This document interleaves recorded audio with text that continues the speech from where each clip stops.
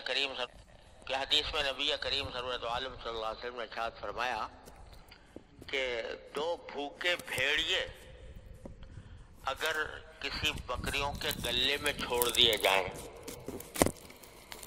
بکریوں کا گلہ ہے اور دو بھوکے بھیڑیوں کو اس میں آزاد چھوڑ دیا جائے، تو وہ جتنا فساد مچائیں گے اس بکریوں کے گلے میں، یعنی جتنی تباہی مچائیں گے، اس سے زیادہ انسان کے دین پر تباہی لانے والی دو چیزیں ہیں، ایک مال کی محبت اور ایک جاہ کی محبت، یعنی دوسروں پر اپنا تسلط جمانے اور دوسروں کے اندر مشہور ہونے اور دوسروں کو اپنا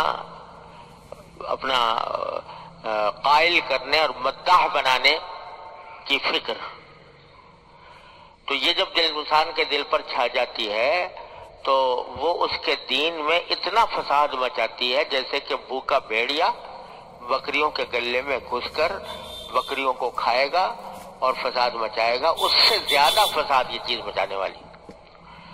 تو اسی حب جاہ کا ایک نتیجہ یہ ہوتا ہے کہ وہ دوسرے کا مذاق اڑاتا ہے، دوسروں کی برائی کرتا ہے لوگوں کے سامنے، تاکہ لوگ جو ہیں یہ سمجھے بھائی یہ بڑا پاک صاف آدمی ہے۔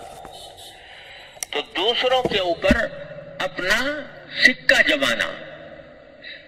جمانے کی خواہش، اس کو حب جاہ کہتے ہیں۔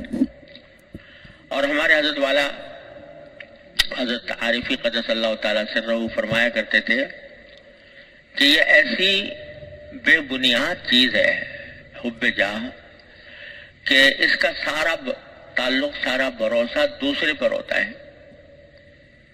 دوسرا مجھے اچھا سمجھے، دوسرا میرے مرتبے کو پہچانے، دوسرا میری تعریف کرے، دوسرا میرا مداح بنے۔ اب دوسرے پر اختیار ہے نہیں، دوسرے کے اوپر کیا اختیار کہ وہ اچھا سمجھے گا یا برا سمجھے گا، وہ تعریف کرے گا یا برائی کرے گا، اس پر کیا اختیار؟ تو ایک ایسی چیز ہے یہ کہ جس کا کوئی اختیار انسان کے پاس ہے نہیں، اپنی سی کوششیں کرتا رہتا ہے کہ اس کے نتیجے میں مجھے لوگ اچھا سمجھیں اور لوگوں کے اوپر میرا سکہ جمے، اس کے لیے کوشش تو کرتا ہے، لیکن اس کے باوجود کیا بھروسہ ہے کہ دوسرا واقعی سکہ جمائے گا اپنے دل پہ تمہارا؟ کیا واقعی وہ تمہیں اچھا کہے گا؟ کیا تمہیں واقعی وہ اچھا سمجھے گا؟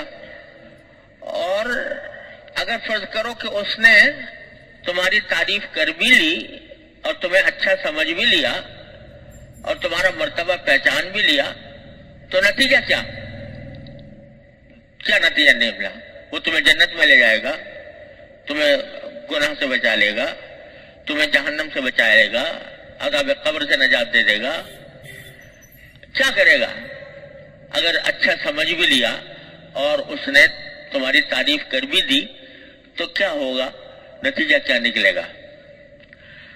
تو حضرت فرماتے ہیں، اللہ تعالیٰ ان کے درجات بلند فرمایا کرتے تھے کہ آدمی ذرا سا اگر یہ سوچ لے کہ اگر دوسروں میں میری مقبولیت ہو بھی گئی، شہرت ہو گئی، مقبولیت ہو گئی، لوگوں پر میرا سکہ بیٹھ گیا، تب بھی کیا ہوگا؟ آخر میں جا کر کیا نتیجہ نکلے گا؟ تو حضرت ایک شعر پڑھا کرتے تھے، واقعی بڑا حکیمانہ شعر ہے، آدمی اگر اس کے اوپر غور کر لے تو کبھی بھی دوسروں کی تعریف کے پیچھے نہ پڑے۔ حضرت یہ شعر پڑھا کرتے تھے کہ سرد ہو جاتی ہے حب جاہ دنیا جس کے بعد، سرد ہو جاتی ہے حب جاہ دنیا جس کے بعد، ایک ذرا سی بات ہے اے دل کہ پھر کیا اس کے بعد،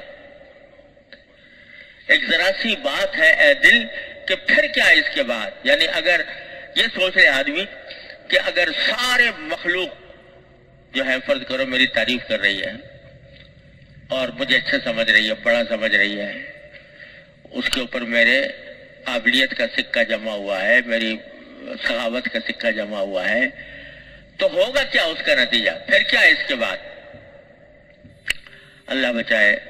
تو آدمی یہ سوچے کہ کیا یہ لوگ جو تعریف کر رہے ہیں یہ مجھے عذاب قبر سے بچا لیں گے، جہنم سے بچا لیں گے، اگر فرض کرو یہ تو تعریف کرتے رہیں اور وہ بہت تمہاری اچھائی بیان کرتے رہیں اور اللہ بچائے قبر میں جا کے پٹائی ہو رہی ہو،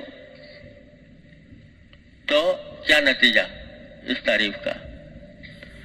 اور حدیث میں آتا بھی ہے کہ بعض اوقات ایسا ہوتا ہے کہ کسی شخص کا انتقال ہوتا ہے، وہ اللہ تعالیٰ کے ہاں مبغوض ہوتا ہے، وہ بندہ، اس کا انتقال ہوتا ہے، تو اس کے جو پیچھے رہنے والے ہیں وہ اس کو رو رو کر کہتے ہیں کہ یہ بڑا سردار تھا، یہ بڑا خوبیوں کا پہاڑ تھا، وغیرہ وغیرہ، اس کی تعریفیں کر رہے ہوتے ہیں. اور قبر میں اس کو عذاب ہوتا ہے اپنے اعمال کی وجہ سے. اور جب عذاب ہو رہا ہوتا ہے تو جو لوگ کہہ رہے ہیں کہ یہ بڑا سردار تھا، تو فرشتے اس کا ایک اور لگاتے ہیں اور لگا کر کہتے ہیں کہ تو ہی تھا وہ سردار.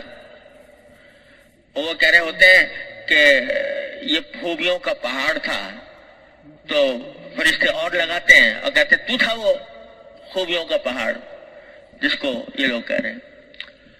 تو ایک ذرا سی بات ہے اے دل کہ پھر کیا اس کے بعد؟ اگر مخلوق کی تعریف کا اول تو کچھ بھروسہ نہیں.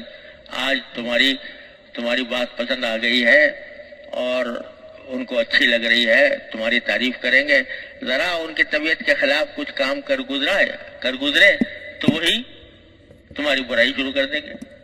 کچھ بھروسہ نہیں کس وقت. تو ایسی چیز کے پیچھے پڑنا سارا دار مدار دوسرے پر ہے، اپنے اختیار سے باہر ہے. اس کے پیچھے آدمی پڑے اور اس کی وجہ سے اپنی آخرت تباہ کرے اور گناہوں میں مبتلا ہو، یہ کتنا بڑی بیوقوفی اور حماقت ہے.